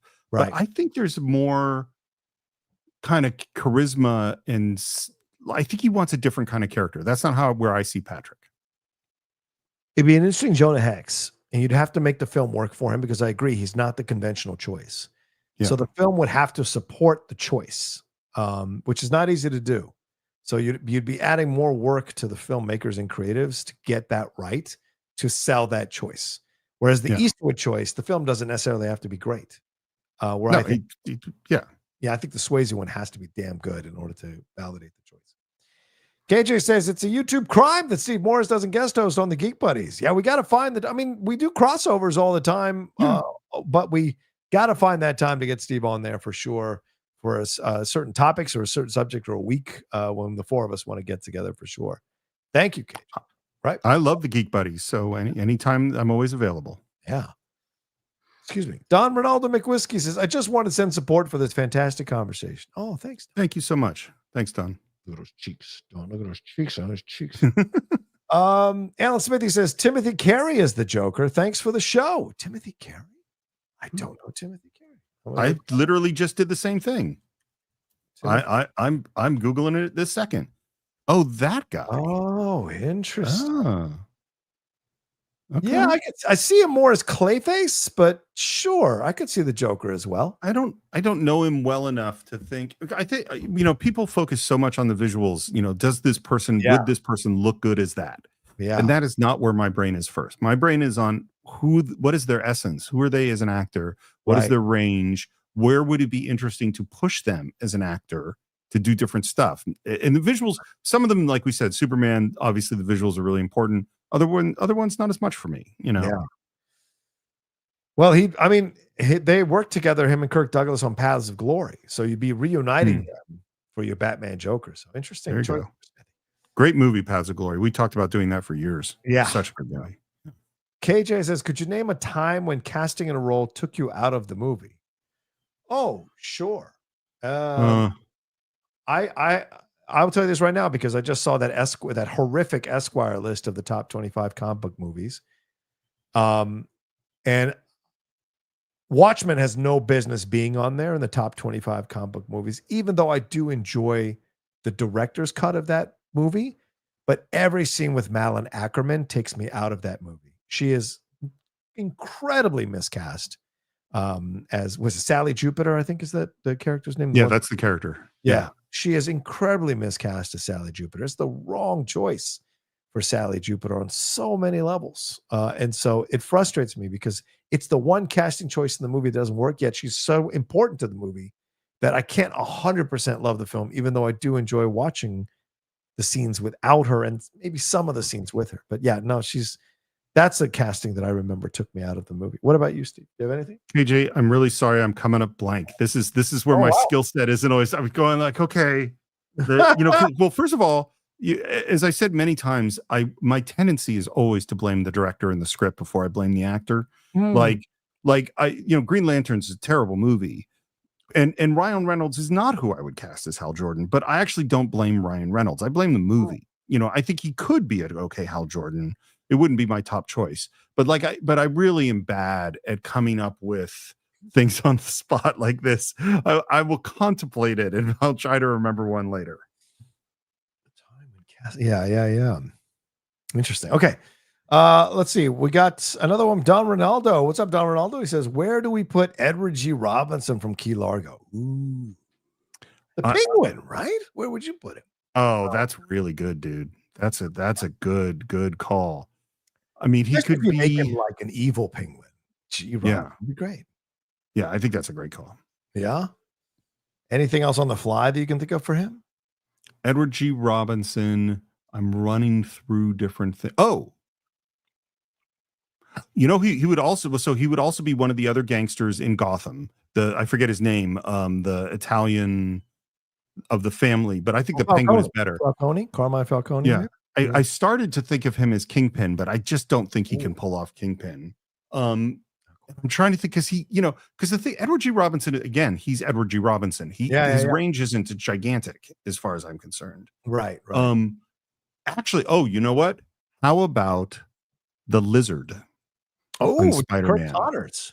Or he could be Green Goblin. Actually, Green Goblin may be better. Goblin, possibly. Yeah. Yeah. I can see that. Yeah. I love that. Okay. Those are all the questions that we got. But I want to hit some of these, Steve, real quick. I know we should wrap up soon. KJ says James Cagney as the Joker. That could be interesting. White Heat, James Cagney as the Joker. Sure. That would be fun. Bradley Popper says Jerry Lewis would crush at the Joker.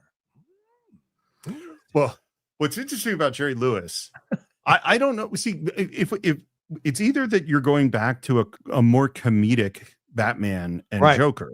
That's one way to do it with Jerry Lewis. Jerry Lewis in King of Comedy. Oh yeah. Has a whole other kind of energy that would be also interesting as a villain. Not necessarily the Joker for me, but definitely could be very interesting to do him. He also had Tony Curtis would be a great Batman. Bradley, all respect, I'm not seeing him as Batman. That's not Bruce Wayne. I don't know if I see him as he could do Bruce Wayne. Yeah. Bruce, my brother Bruce says Danny Kaye as Plastic Man would be awesome. 100%. Totally. Sign that up right now. Yeah. Smithy said John Wayne as Thanos. Ooh, I could see that. That kind of Western approach to Thanos. Sure. I think I like him as a villain. I think John Wayne as a villain would be really fun. Yeah. But I'm kind of picturing him more in the military, sort of like more of a Captain America villain. Nothing's jumping in my brain. Or John Wayne could also be like Sergeant Rock. Oh, 100%. Not even a question. 100% he's Sergeant Rock. Yes. 100%. Sean Gardner says Lee J. Cobb is the Penguin. Ooh. Interesting. Ooh. Oh, I kind of love that. I mean, I know you love some Lee J. Cobb. I do, man. I do as a Penguin. You're coming to my city. Oh my God. Yeah. I'd have to see it, but yeah, I could see that. I'd have to see it on screen, but I could totally see that. So, all right. Well, I was just sending something. People were asking us where. I tried to fit John Wayne in. I could not fit him in any of the choices that we had. I just felt the other choices were better. I don't know about you, Steve. Was there anybody you left off? You're like, okay, I'm going to put a pin in that guy or actress. Yeah. I mean, there are all sorts of amazing actors that are super interesting. Yeah. Like Fred Astaire, Rita Hayworth. There's Laurence Olivier. Oh, There's Olivier. I couldn't I find. already know. By the way, I already know where I'm putting Olivier. If we do more of these, I got a spot for him. Like Okay. there's a whole bunch of amazing actors that we haven't scratched the surface. Yeah. Oh, but one rule which we have said, I Yeah. think, if we do this again, Yeah. we cannot reuse these actors. I don't remember agreeing to that, but okay. Okay. I will accept it because this makes it more of a challenge. I'll tell you what. We'll discuss this off mic. What we might want to do is we can build in a couple of wild cards. Oh, so yeah. each time you could pull two or like one or two, I like but that. that's it. But I like the challenge of trying not to use them again. I like the challenge because then we're really fleshing out universes like for ourselves, which would be fascinating. Because I mean, real executives have to do that all the time. They can't use Robert Downey Jr. again as another hero. Yeah, they're using him as Doom. That would be crazy. Yeah, it would be crazy. It'd be crazy to bring him back and have him play some other character. That would be nuts. No one would do that. Haskell says, "Sup guys? W.C. Fields is the Penguin. James Dean is Two-Face. Sinatra as Carmine Falcone. Fred Astaire is the Joker. Rosalind Russell as Catwoman. Look, you had me at the beginning. You lost me in the middle, and you got me again at the end." Yeah, I could not. It's Fred Astaire as the Joker is the problem for me. Everything else I'm cool with. Sinatra as Falcone, that's great. I could see that. Yeah. Rosalind Russell's, that totally works. I cannot see Fred Astaire as the Joker. I can't see James Dean as Two-Face. You need, I think, I can't see it quite as Two-Face. That makes Two-Face much more angsty. And the problem is that part of being Two-Face is you have to be able to do two different things. Yeah. James Dean is in the moment doing one thing. Yeah. You know what I mean? And you have to match his Batman. You have to have a young Batman, Steve, wouldn't you, if you've got James Dean as Two-Face? Oh, yeah, that would make sense. But also because part of Two-Face is Two-Face has to be the crusading district attorney. That has to be part of him, the upstanding, amazing hero. Yeah. And I don't think James Dean can play that part. Yeah.